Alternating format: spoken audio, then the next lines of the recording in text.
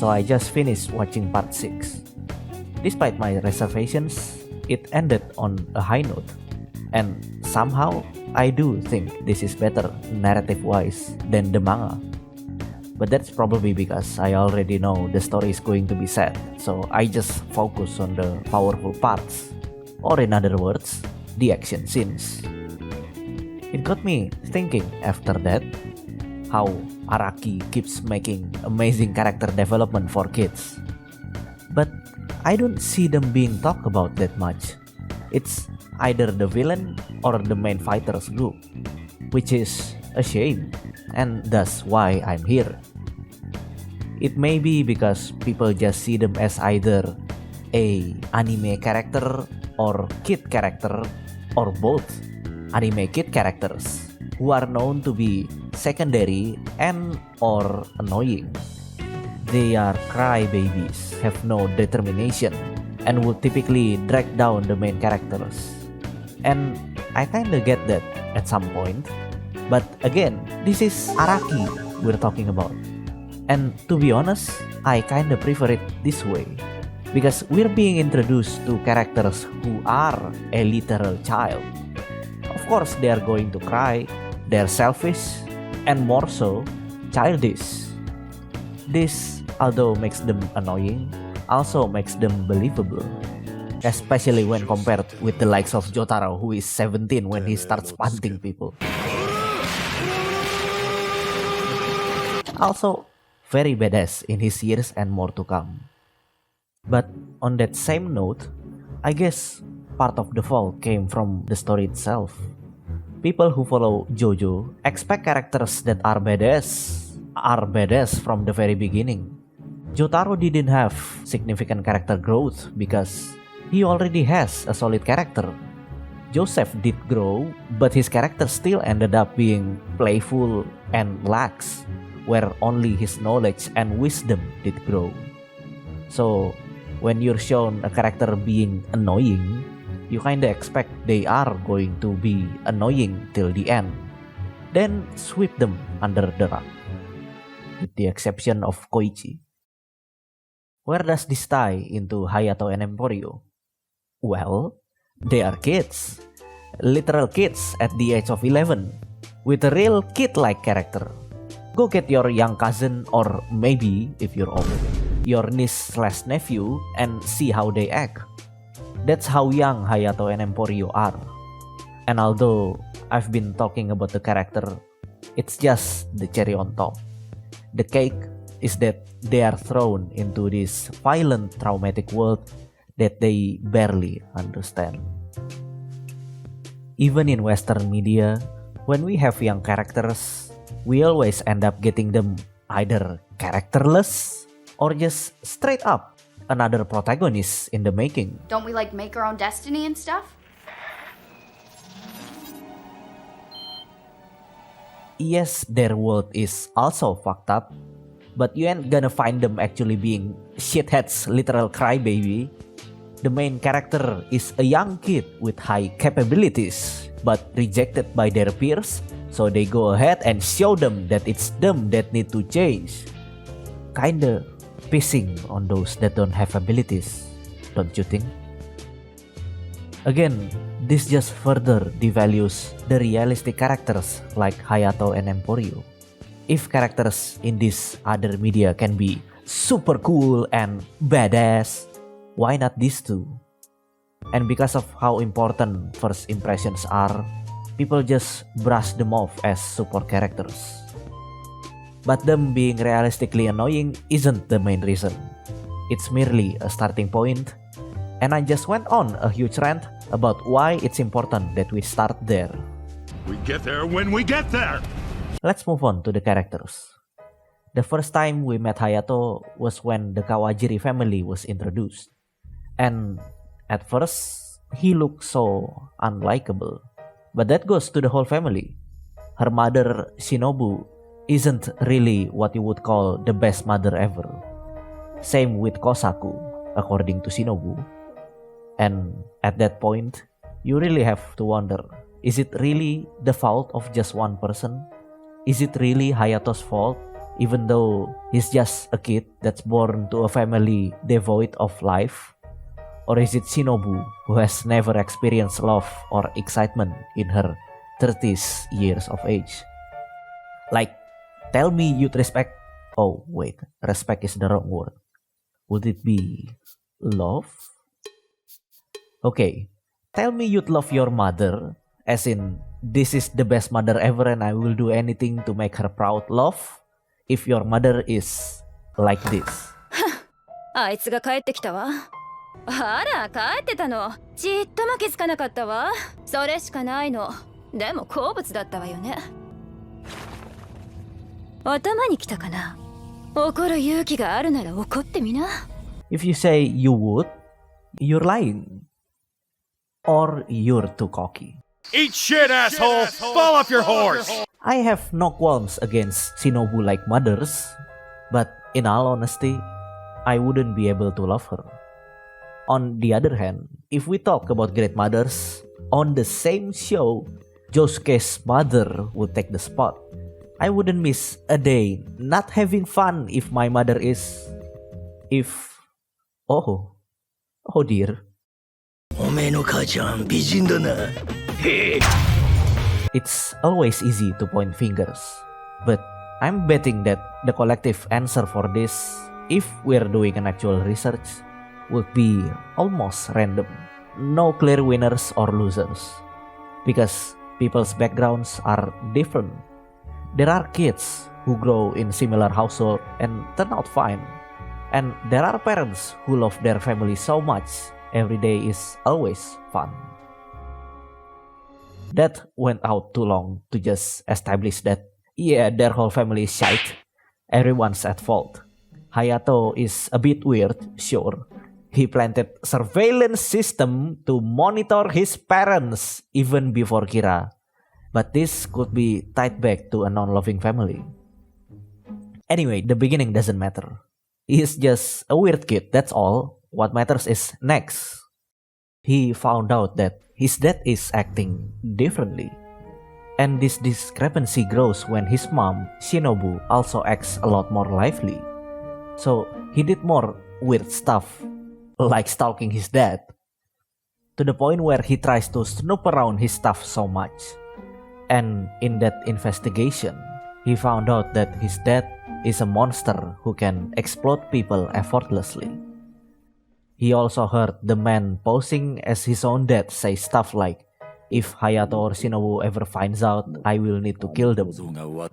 You know how scary it is to get death threats, let alone having that person disguised as one of your loved ones? A reminder that Hayato is an 11-year-old kid. Of course, the kid will need to compose himself. He broke down a few times, but the best part is he came back. He decided to investigate Kira more, so that he'll find proof of his menace. Sadly, at one point, Kira found out about this. Kira, which Hayato found to be a monster disguising as his dad, came to the bath with him. お風呂一緒に入ってもいいかな、Hayato? Interrogating an 11-year-old child on his doings. And I don't mean interrogate as in just question him, ask him a few questions. He went really close, held him down like a prey, then even threatened him. なんてことだ。And what did Hayato do? Threaten back. まさか僕も殺すのかい。でも僕に何かあったら誰かがあそこを見つけるだろうね。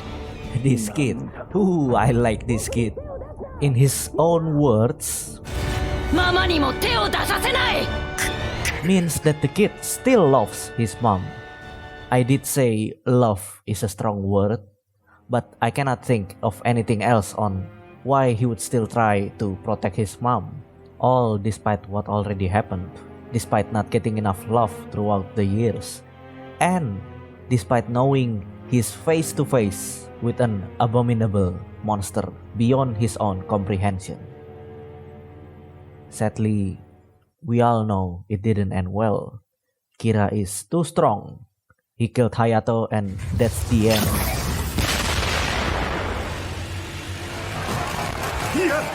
やったぞ発動したぞ But wait, that's not how it happened.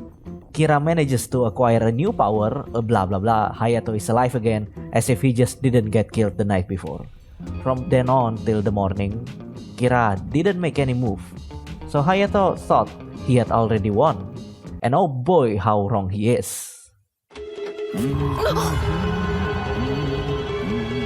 Kira goes on flaunting his newfound power, how undefeatable he is, planting despair deeper into Hayato.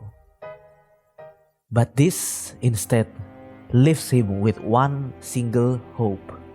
The fact that Kira said that means that there are others like him. So he clung to this one hope. Oh, by the way, he's still being threatened. Not directly, but more terrifyingly. Still, he didn't know how much power Kira held. At least until he met Rohan, だよね who is supposed to be one of his only lifelines, his only hope, immediately gets murdered.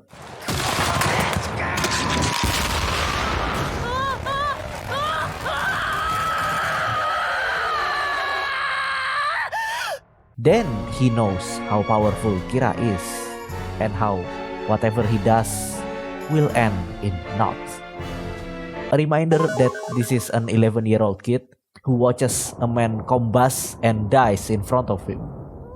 Bam bites the dust, the time loop happened. He returned to the beginning of the day. He came to the same spot as before, but only this time refraining from meeting Rohan.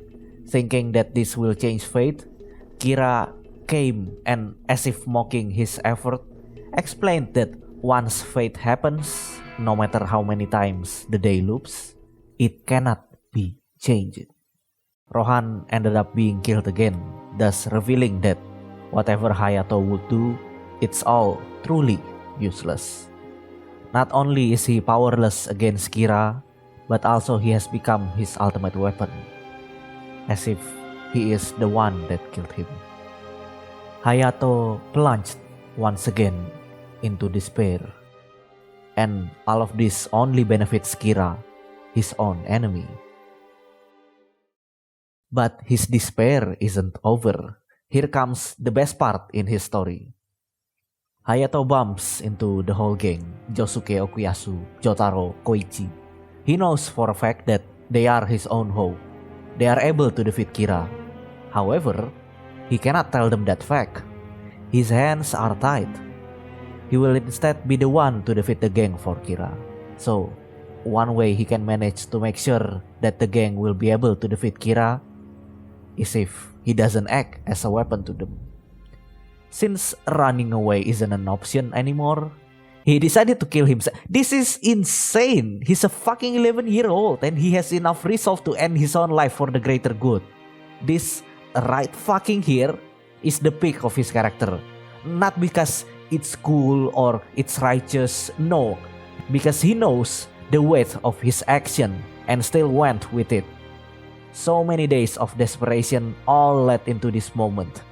And no, this isn't him giving up. This isn't him acting like he cannot take this anymore. This is the solution he came up with at the time, hoping to pass on the torch to the gang. Once again, this is an 11-year-old kid. Do you know how fucked up it is when an 11-year-old kid thinks about the suicide? 僕が死ねばこの人たちがきっとあいつを倒してママを救ってくれる But alas, he failed. Killer Queen protects him and kills the whole gang. Now is when the height of despair begins.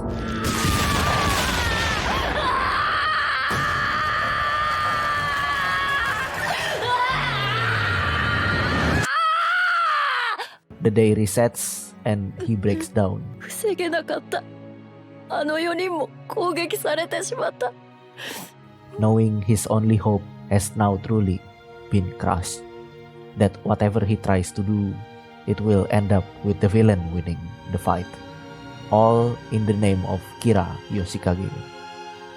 But then, in the most crushing moment, he realizes that there are still ways to defeat Kira.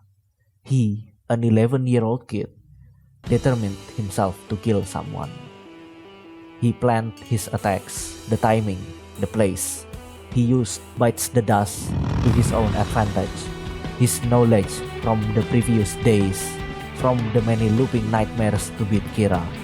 And in regards to his development, to his resolve, he finally shows affection towards his mother, which is nice. That's at least the arc of Hayato Kawajiri, the chapter where we get to see his character in action.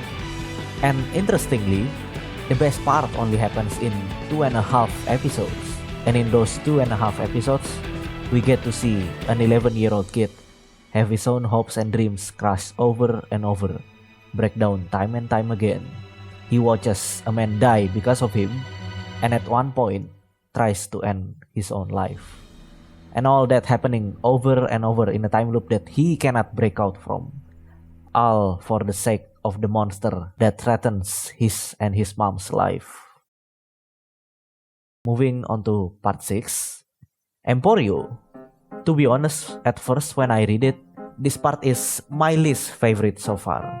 And while it still isn't in my top, I do raise it from I don't like this to okay, maybe that's cool. Emporio didn't start off strong. The best I could do to compare him is with Smokey. Secondary supportive characters that don't add a lot when fighting, but still quite relevant for the plot. I mean, what can he do? He doesn't have a fighter stand, and he's literally 11. His strength comes from his resourcefulness of his stand, burning down the house, and his wits that kept churning up ideas to help the gang in a fight. Across all 30-ish episodes, we just expect him to still be this character, like a downgrade Koichi. His character is always the same, a backline supporter. Not to mention, he's normally timid, awkward, and well, he doesn't have a fighting power, so I guess he's weak. Not exactly a big deal, more so for the gang. He's still accepted as one of them nonetheless. We were shown just how deep the relationship is between them, despite the age gap. He was never being looked down upon. Typical JoJo bromance style, big homie relationship, if you would.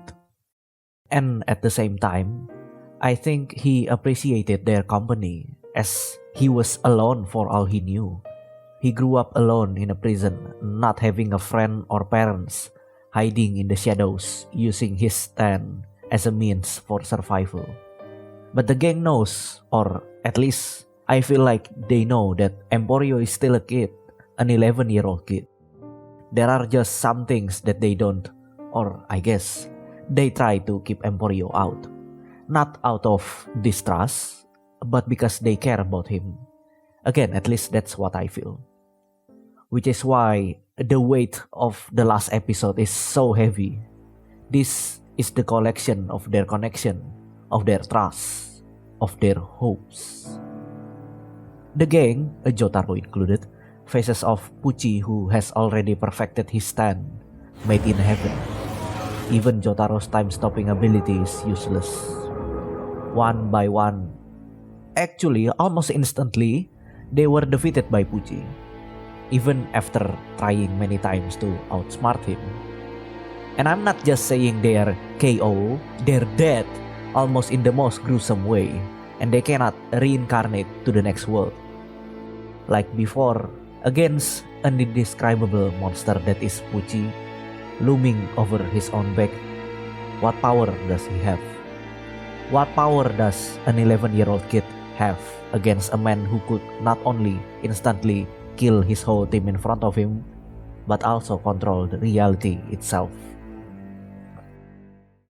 The thing that I like the most here is how the anime really shows his despair, how powerless he is, and how the monster now is just one breath away from killing him. In a last attempt, he pulled a gun over Pucci, which, if you watch JoJo at all, we know guns are useless. As if in a panic, he keeps on clicking the trigger despite the empty chamber. That is the face of despair. But Jolene, with her last breath, took Emporio away. Before her last goodbye, she puts the hopes of the team to him before dying in Pucci's hands, trying her best to hold him back so Emporio could escape. So many deaths in front of a kid. In an abrupt way, he was forced to say goodbye.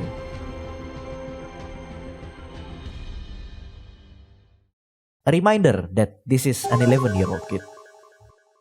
Even most adults wouldn't be able to handle one death. This kid survived an attempted murder of him on top of seeing his friends die. Still, the trauma-inducing event isn't over.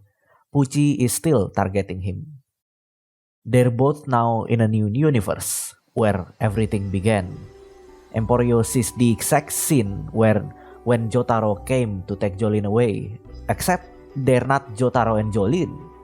So it's the same events, same world, but with different characters. What a fucking joke, right? Seeing your friends die protecting you, then immediately experiencing the past, but your friend is played by a different person, as if killing them is not enough. Being hunted down by Pucci, he kept trying to run away in desperation. Worse yet, Pucci explains that what happened in the past world is fate.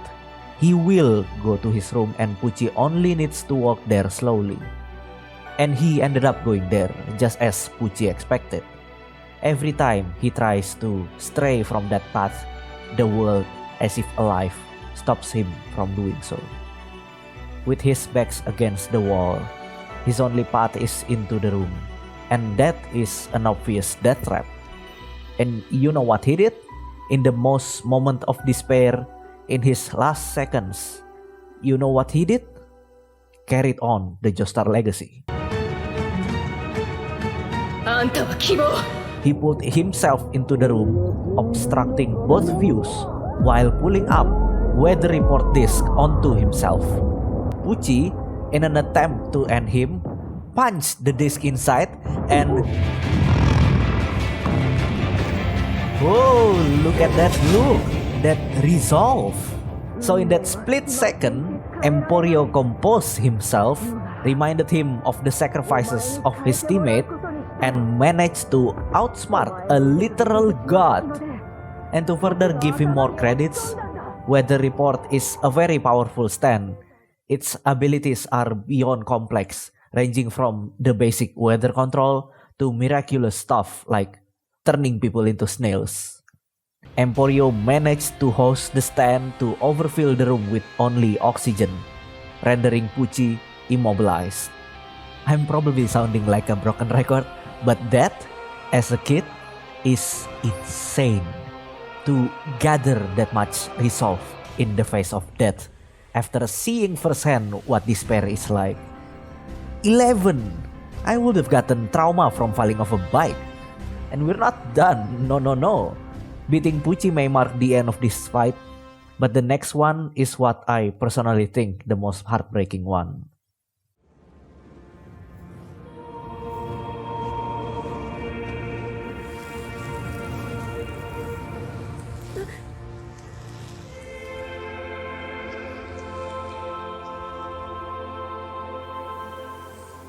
Pucci's plan is foiled, he's dead, thus the world is once again forced to go through another loop. Emporio can finally rest, but to his surprise, a familiar voice came down from the bus. なんで釣り線ないのよこのバス It was Hermes, at least a reincarnation of her. I also love the setting of the place and colors here. It shows Emporio's state of mind, that at first it was lovely and clear, like him who have finally defeated the great evil. Suddenly, when he realizes that it's someone he knew, the sky changed darker.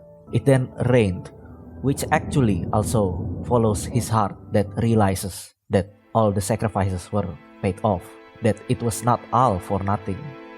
At the same time, he knew that they are different people, just carrying the soul of his friends. You can say what you think about this. I'm more of a bittersweet guy. I think he's been done dirty. Like, after all that hurdle he just overcame, the best he could get is a copy of his friends. That's why I think, while he still can remember them like this, the real ones have already been lost through time. He can no longer meet them. Still in a state of shock, meeting the person he most respected, he kept shivering and ended up not being able to hold his tears back. I know that typically he cried a lot, I mean, for fuck's sake, he's 11, but this right here actually felt different. This isn't the tears of a typical 11-year-old. This is the tears of a man who has overcome fate itself. The weight this one carries is far greater than the typical cries of a kid. Relief, regret, wistful, joy, the memories that were honored yet have never existed at the same time. And that marks the end of not only his journey, but also the Golden Arrow universe of JoJo's Bizarre Adventure. That went out longer than I expected. I really want these two to get the credits they deserve. Both were 11 when they experienced the most traumatic, batshit insane battle that may have resulted in their death. And the reason why I think they are better than, say, Jolene or Josuke is because the main character of JoJo is made to be badass. They're smart, they're powerful, we know they will win, either by sheer power, wits, or luck. But their character is sad. They don't have much character development. Their characterization is literally just punching the enemy harder or screaming harder. Jotaro ain't gonna cry over a stronger opponent. He'll just go ahead and fucking run rather than accepting defeat. Hayato and Emporio start off extremely weak and timid.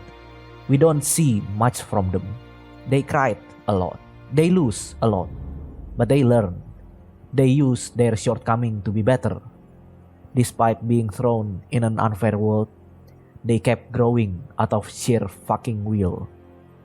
And I think that's what makes their character more genuine, far more realistic than others in JoJo universe. The Joestar bloodline drew strength from their pride and courage to conquer their fate.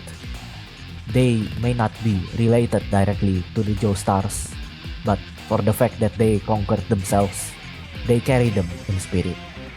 They are of a Joestar blood, Hayato and Emporio.